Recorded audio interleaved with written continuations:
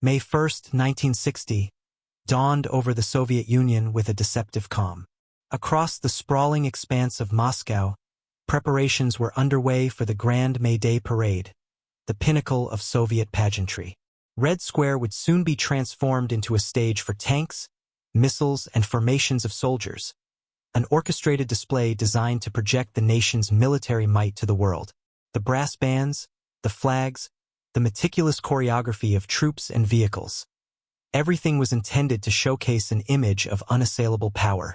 Yet thousands of miles to the south, in the barren stretches near the borders of Afghanistan and Tajikistan, a very different drama was unfolding. One that would shatter that illusion of invincibility before the day was even half over. Inside a remote radar station, nestled on a windswept plateau, a lone operator sat hunched over a green phosphor screen. The P-30 radar, a cold, humming sentinel of the Soviet air defense network, traced its rhythmic sweep across the sky.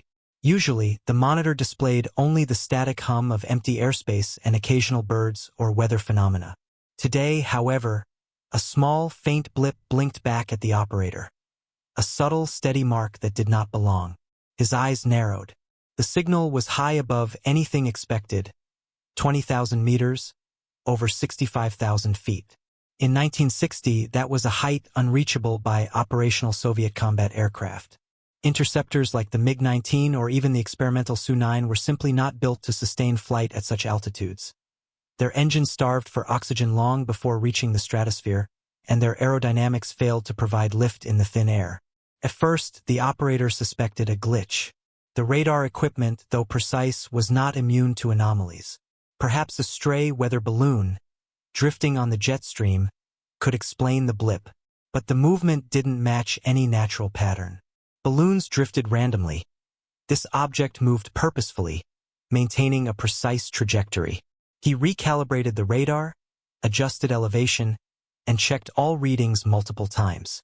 Nothing made sense. The aircraft, if that is what it was, defied every law of Soviet aeronautical engineering. The station commander quickly recognized the gravity of the situation. Using a secure line, he relayed the data directly to the PVO command chain. Bypassing routine filters, the report traveled with electrifying speed across military circuits to Moscow. General Yevgeny Savitsky, a veteran of the Great Patriotic War, received the intelligence personally. Savitsky had confronted enemy planes before, but nothing in his experience prepared him for this. He demanded verification. Every radar post along the southern border was queried. The responses were unanimous. The blip was real. It was solid. And it moved at an altitude previously thought unattainable by any aircraft in the Soviet arsenal. The news threw the command center into a tense, uneasy silence. Officers whispered about the impossible. A machine flying higher than any interceptor, too slow to be a ballistic missile, yet too high for conventional aviation.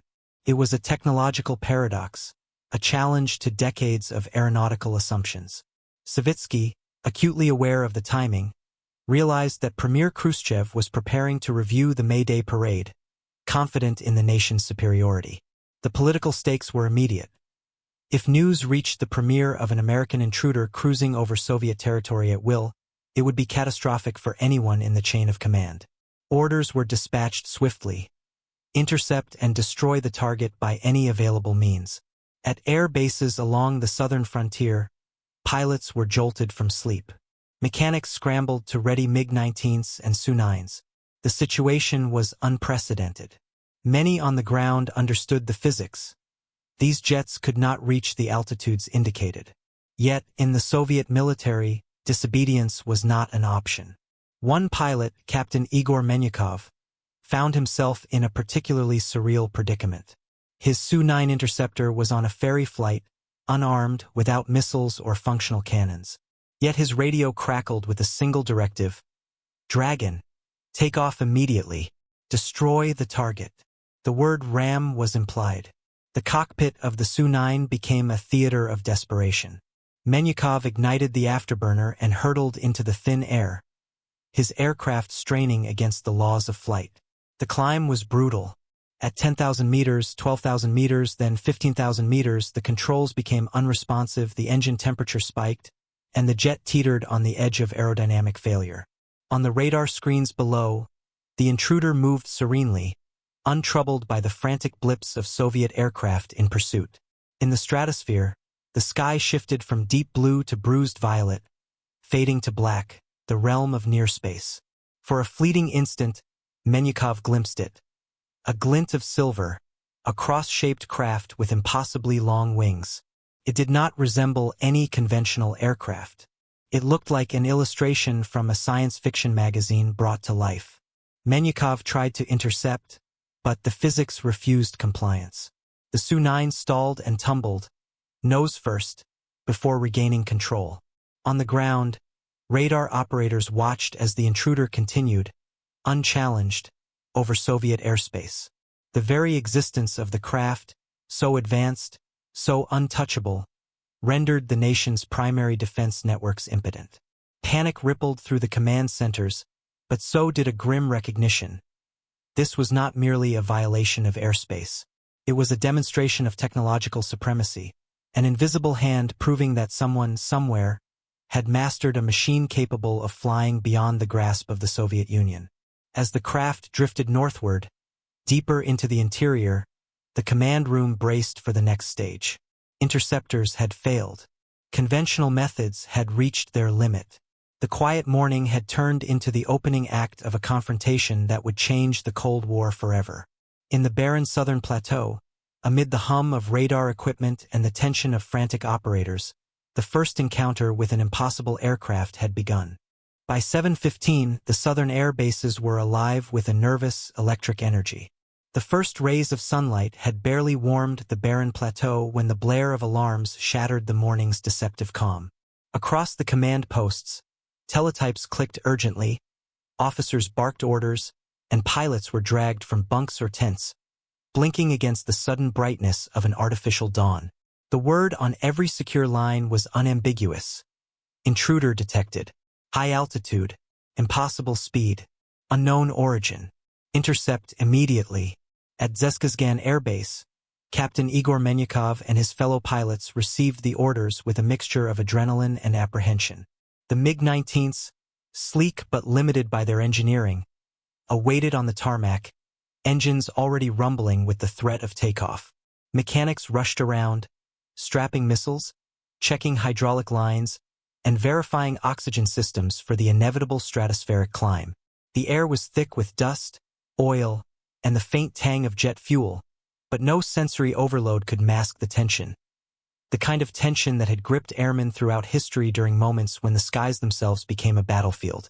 The command from Moscow left no room for interpretation. Khrushchev demanded results. The intruder must be destroyed. No excuses, no delays. For the men on the ground, that translated into one objective: reach the impossible altitude, engage the unknown craft, and survive. The physics were already stacked against them.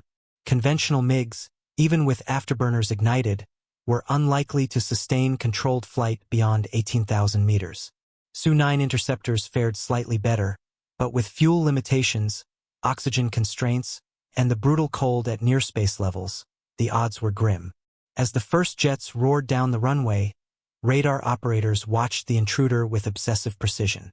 It glided, steady and unperturbed, in the upper stratosphere, entirely indifferent to the scrambling fleet below.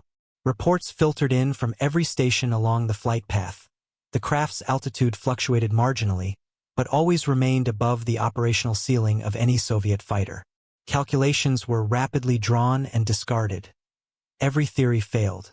Even the most experienced engineers and strategists admitted what no one wanted to say aloud. These aircraft were not designed to counter this kind of opponent. Yet in the air, human courage, discipline drilled over decades of Cold War tension, compelled action. Menyukov's MiG-19 lunged into the sky, the afterburner burning through fuel at an alarming rate. The cockpit cabin, pressurized but strained, rattled with every ascent, and the thin air at 15,000 meters made even simple maneuvers a test of endurance. Beside him, Lieutenant Anatoly Zaitsev struggled with similar challenges. The jets shuddered, control surfaces vibrating uncontrollably as they approached altitudes near the edge of structural limits. Communications were staccato and fragmented, radios crackling under the strain of thin air and magnetic interference. Ground control shouted vectors, corrections, and encouragement, but it was almost irrelevant. Physics ruled this encounter. The MiGs and Su-9s were powerful, agile, and deadly within their operational envelopes, but above 18,000 meters they were nearly impotent. Menyakov could only watch as the blip on his radar moved effortlessly, like a predator inspecting its prey. He attempted a climb, pushing his MiG to the limits of engine thrust, hoping to intercept to engage. The craft remained just out of reach, tauntingly serene in its trajectory. On the tarmac, mechanics recalculated, hastily preparing a second wave of interceptors. Su-9s, designed for high-altitude engagements, were fueled and armed as rapidly as possible. Pilots suited up with additional oxygen tanks and heated flight suits, knowing that the higher they went, the colder, thinner, and more dangerous the air would become. The Soviet doctrine of obedience meant that no hesitation was tolerated. Every pilot, despite knowing the physical improbabilities, had to attempt the mission. In Moscow, the political implications began to weigh heavily. Military advisors briefed Khrushchev in terse, clipped terms. "Sir, the craft is at an altitude beyond our fighter's ceiling," one general said. Khrushchev's fingers tapped impatiently against the arm of his chair. The words were not meant for show. This was a test of credibility.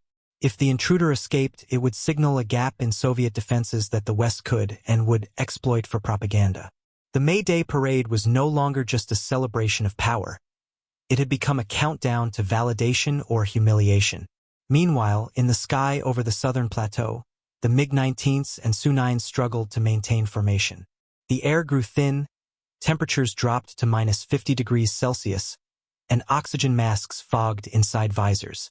Pilots reported dizziness, hypoxia symptoms, and engine warnings. Menyakov's MiG, despite careful control, began to shake violently as he pushed the aircraft beyond safe limits. He radioed ground control. "Unable to maintain altitude. The machine is resisting." Static-filled voices answered, offering directives that physics could not obey. Yet, amid the chaos, a strange beauty emerged. The craft above, shimmering faintly in the pale light of the rising sun, appeared almost weightless. It moved with an effortless grace that no machine Menyakov had ever flown could emulate. It was as though the sky itself bent around it, accommodating its flight. For a fleeting moment, awe mingled with terror. The pilots were confronted with the impossible. Not just an intruder, but a challenge to every law they had relied upon. The scramble continued for hours, with successive waves of interceptors attempting the climb, all constrained by human physiology and the limits of Cold War engineering. Each failure deepened the dread in command centers, yet also reinforced an unspoken truth. The balance of aerial power, long taken for granted, had shifted in an instant. The quiet morning had long since ended.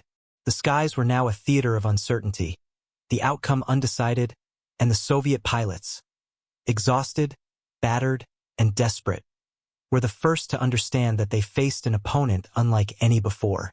By mid-morning, the Soviet air defense forces had exhausted nearly every conventional tactic.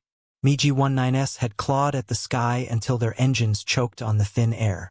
Su-9s, pushed beyond their limits, had trembled violently before being forced to descend. Radar stations reported the same frustrating pattern. The intruder remained at a height none of their aircraft could reach, cruising steadily deeper into Soviet territory. With each passing minute, it produced a growing sense of helplessness that was intolerable for a superpower known for its unwavering military posture. In a secure communications bunker outside Moscow, senior commanders gathered around a long steel table, illuminated only by the soft glow of radar repeaters. The room felt colder than usual, the weight of failure settling over the officers like a physical presence. A grim realization spread through the ranks. Aircraft interception had failed, and the intruder was still moving north.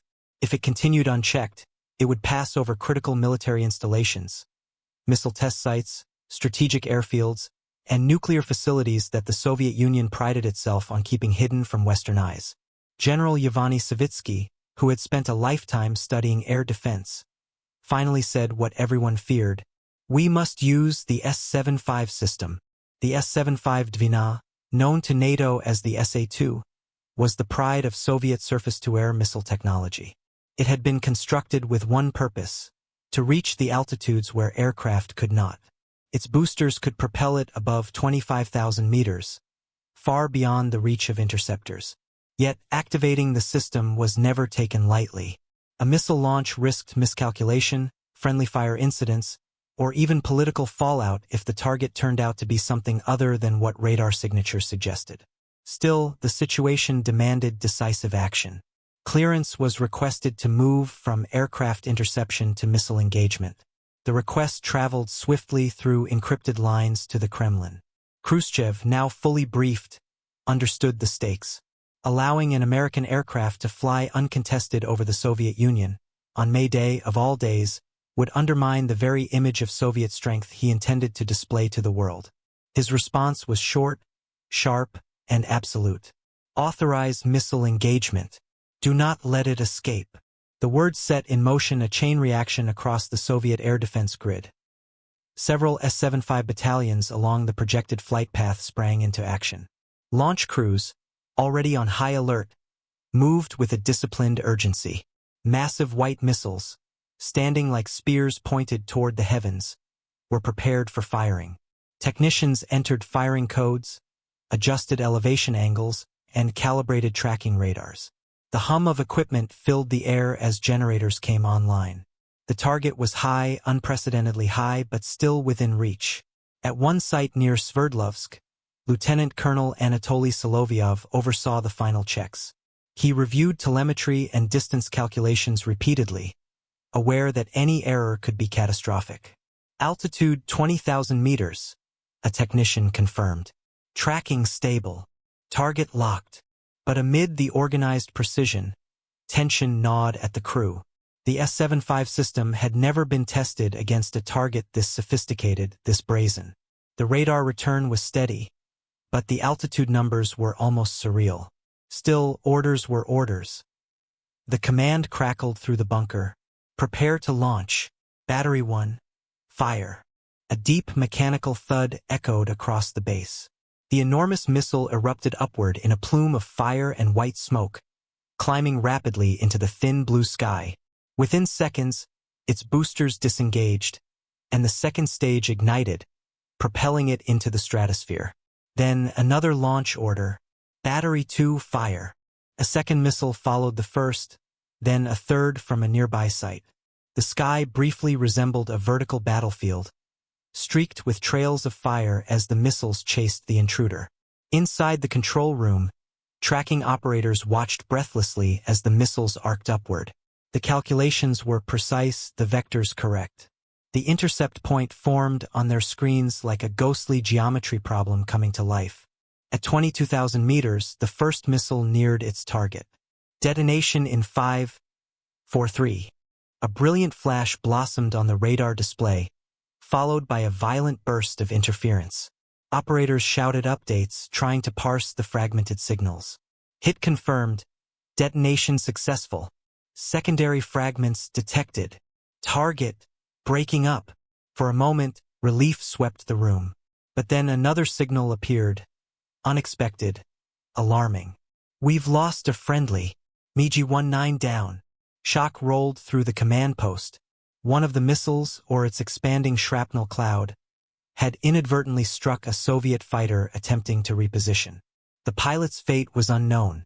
The sense of triumph evaporated instantly, replaced by a grim acknowledgement of the chaos unfolding in the skies.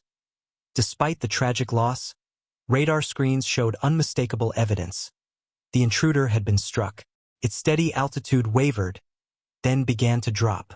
From 20,000 meters to 18,000, then 15,000. It was no longer moving gracefully. The radar trace warped sporadically, indicating structural failure. The aircraft was disintegrating. Pieces began falling across central Soviet territory and the control bunkers.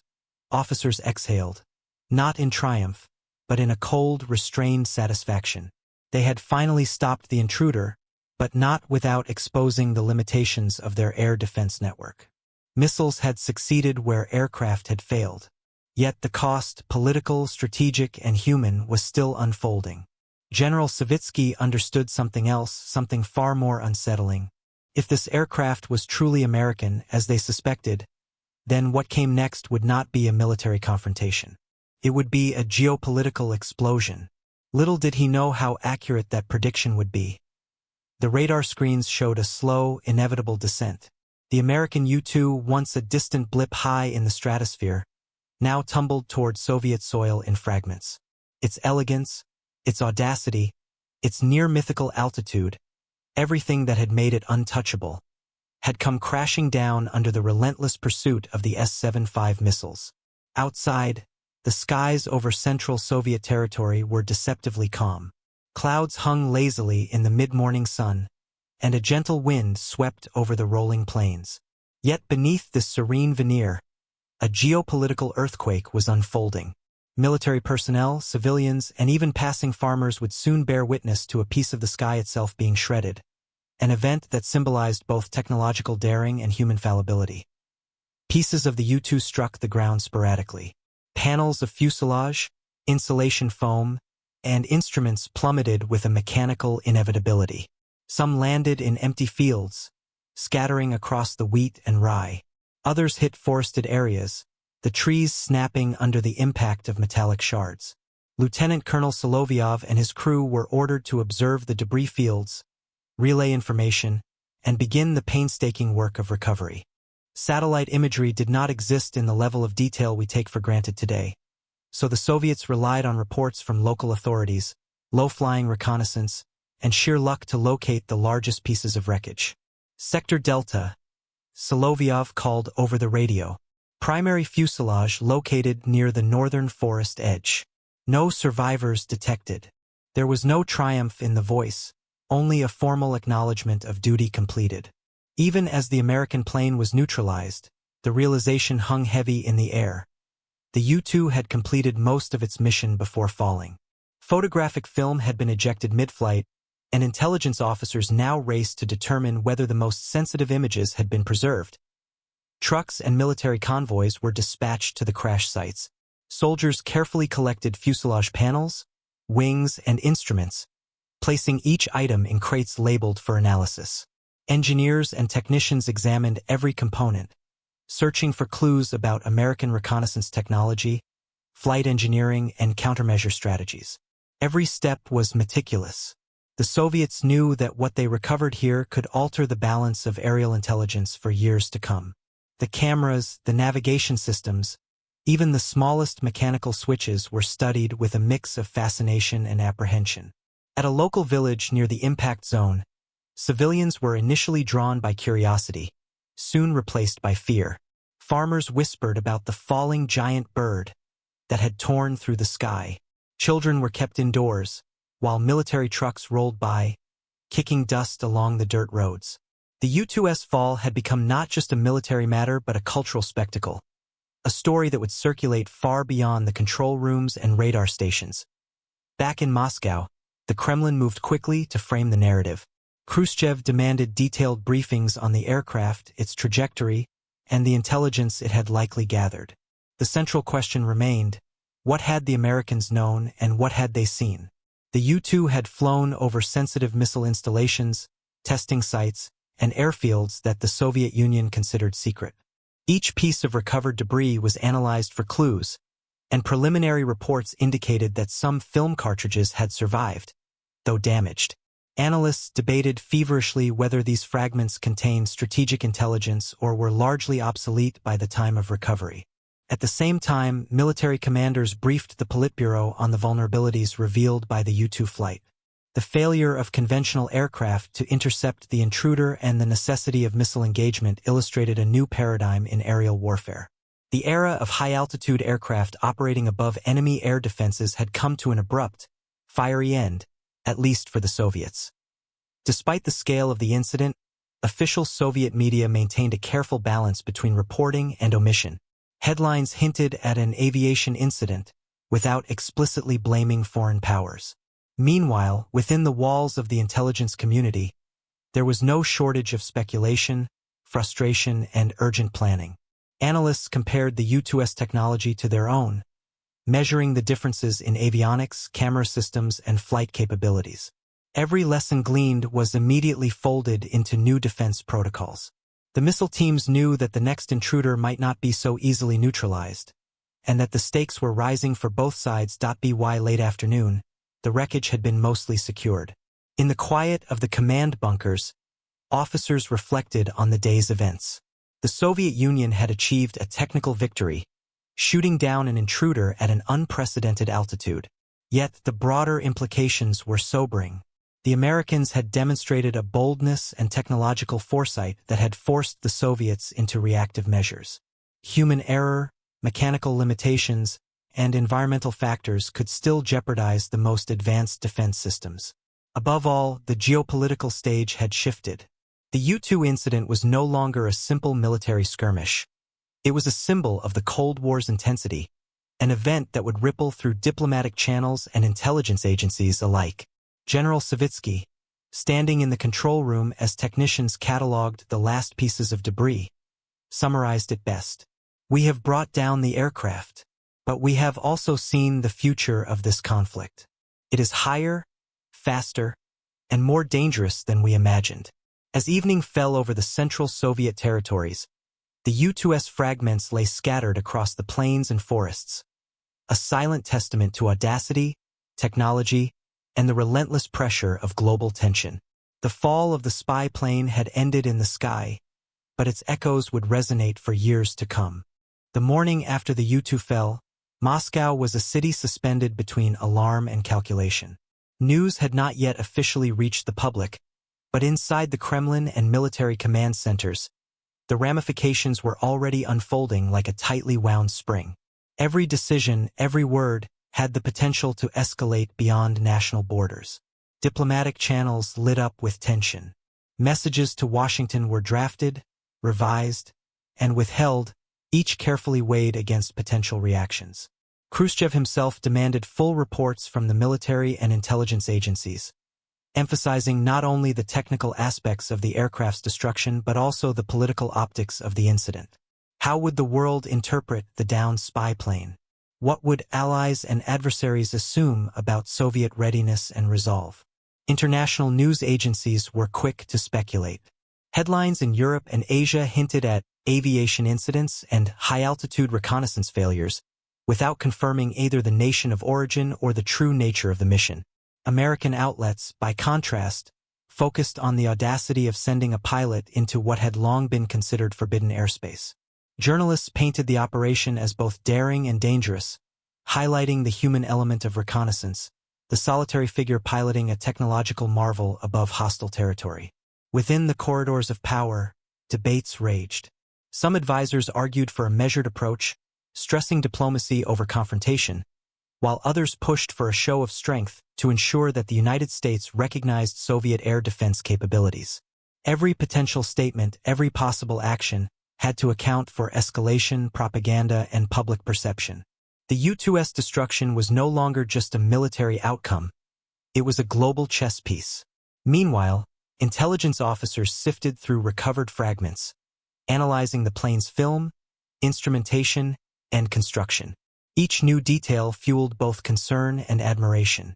The U-2 had collected crucial reconnaissance before its demise, proving the vulnerability of Soviet installations to surveillance. At the same time, the successful missile engagement illustrated the growing sophistication of defensive technology, a fact that offered some reassurance to military strategists. As international reactions began to trickle in, tensions crystallized. Washington expressed regret for an unfortunate incident, while maintaining the necessity of intelligence gathering. Allies of the Soviet Union watched carefully, weighing the balance of power and the reliability of both sides' claims. The world was acutely aware that any misstep in communication or interpretation could escalate into confrontation, possibly far beyond a single aircraft or pilot. Public discussion, when it finally began, was fragmented and cautious. Newspapers described air incidents and military exercises, while experts debated the implications of high-altitude surveillance. The general public, lacking the full context, was left to speculate on technology, strategy, and the audacity of nations daring to test one another's limits. In classrooms, cafes, and offices, debates about air power, national security, and the ethics of espionage emerged spontaneously, reflecting the global anxiety stirred by the U-2's fall. Inside Moscow, the incident prompted a reevaluation of strategy. Air defense protocols were tightened, missile readiness was increased, and radar networks were scrutinized for gaps. Military planners emphasized rapid response and adaptability, aware that intelligence collection would continue, and that the next aircraft might not be as easily neutralized. Training exercises were intensified, simulations recalibrated, and personnel reassigned to ensure that no element of surprise would catch the Soviet Union unprepared again.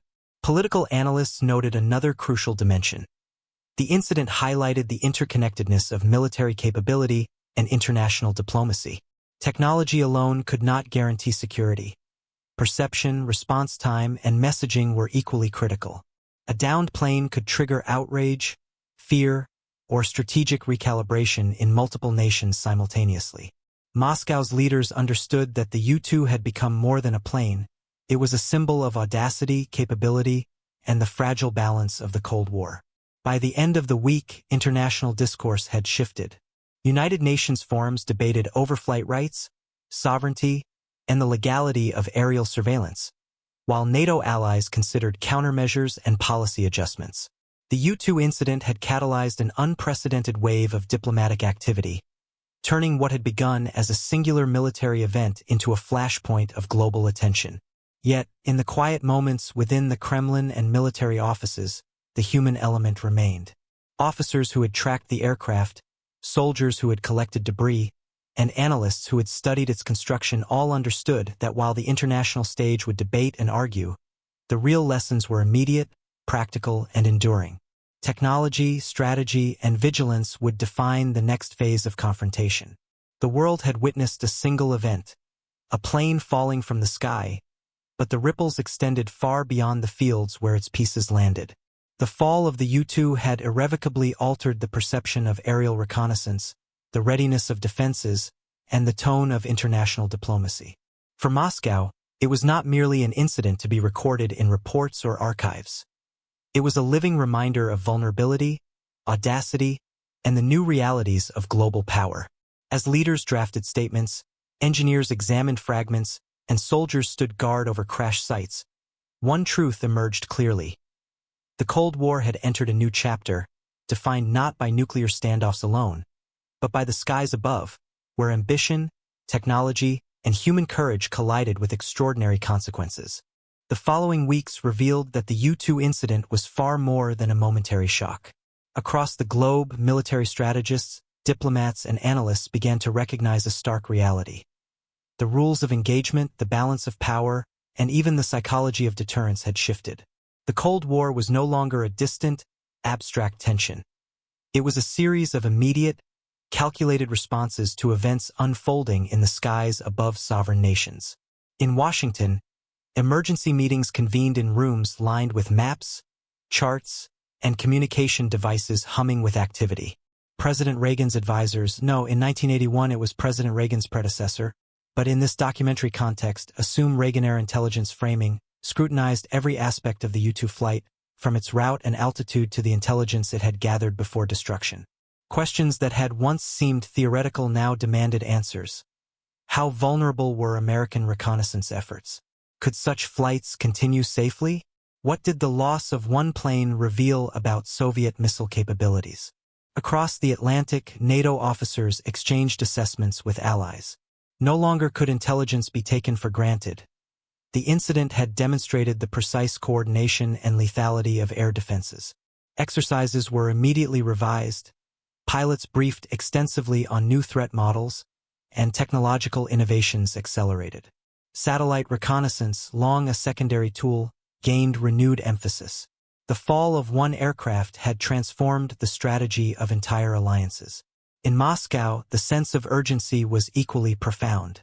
Senior military officials convened to evaluate not only the success of their missile systems but the political consequences of demonstrating such capability. The U-2 had been downed, yes, but at what cost? The incident had exposed both vulnerability and strength, showcasing Soviet defensive sophistication while highlighting that American reconnaissance could penetrate even the most secure airspace. The leadership understood that control of perception was as important as control of territory. The international media began to frame the event as a turning point. Newspapers across Europe, Asia, and the Americas described it as a day that reshaped air strategy and the dawn of a new intelligence age. Editorials debated the morality and necessity of high-altitude surveillance, the wisdom of provocative defense measures, and the potential for escalation.